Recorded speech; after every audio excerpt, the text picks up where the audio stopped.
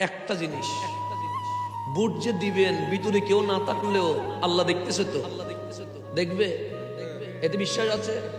বাস আপনার বিবেক আছে, আকল আছে, জ্ঞান আছে। আমি মুরব্বীদের পায়ে হাত রাখি, যুবকদের বুকে বুক লাগায়া বলি, মা বোনদের কাছে দোয়া চেয়ে বলি, আপনার আমানত কোন জায়গায় দিচ্ছেন সেটার বিচার কাল হাসরে হবে তো, হবে না? তাহলে আমার হাত যদি দুর্নীতি করবে না বলে আপনাদের বিশ্বাস করেন, আমার হাত জুলুম করবে না যদি বিশ্বাস করেন, আমার হাত কাউকে অন্যায়ভাবে কোনো প্রকার অপরাধ করবে না যদি বিশ্বাস করেন, আপনাদের ছেলেকে আপন করে নেবেন, এটাই বিশ্বাস লাগে। আমি আর কিছু বলবো না। আমি আপনাদের কাছে এসেছি আমার এই যুবকদের অধিকার প্রতিষ্ঠা করার জন্য। আমি আপনাদের কাছে এসেছি আমার মুরব্বীদের অধিকার প্রতিষ্ঠা করার জন্য।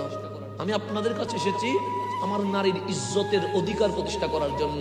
আমি আপনাদের কাছে এসেছি আমার নবীর কথা শুধু মাঠে নয় সংসদে বলার জন্য। আমি আপনাদের কাছে এতটুকু বলে যাই, আমি অনুরোধ করব না, আমি অধিকার রাখবো, আমি দাবি করব, কারণ আমার এই অধিকার আছে না নাই? আছে, আপনাদের উপর আমার অধিকার আছে, আমার দাবি আছে।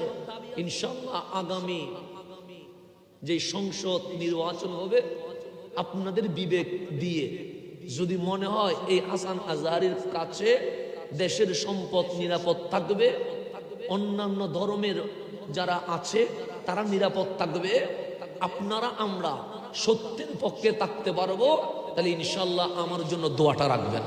আমি এটা বলে আর কোনো সময় ব্যয় করব না। এখানে আমার শফিউল আজম ভাই, আমি তাকে ধন্যবাদ না দিয়ে পারবো না। তিনি রওজানের হলেও আমাকে বারবার বলেছেন, ভাই আমি আপনার জন্য মাঠে আপনার সাথে কাজ করতে চাই। এটা হচ্ছে আন্তরিকতা, এটাই ভালোবাসা। আমি ওনাকে মোবারকবাদ জানাচ্ছি।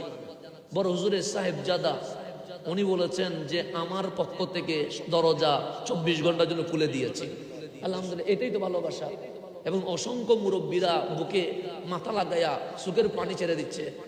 অন্তত আমি তো মনে করি এটাই আমি সার্থক যে আমার মুরব্বীদের কষ্টের চোখের পানি আমার বুকের উপরে রাখতে পেরেছে। নওজওয়ানরাও বারবার আসছে। তাহলে এইবার 8 আসনে কোনো দল নয়, আমরা দলের বিপক্ষে না, আমরা জনতার পক্ষে, কোনো দল নয় ইনশাআল্লাহ। হাসান এটা সবার নামে, সবার হলে সবাই একসাথে আসবেন, এটাই প্রত্যাশা রেখে এখানেই বিদায় নিচ্ছি। আসসালামু আলাইকুম ওয়া রাহমাতুল্লাহ।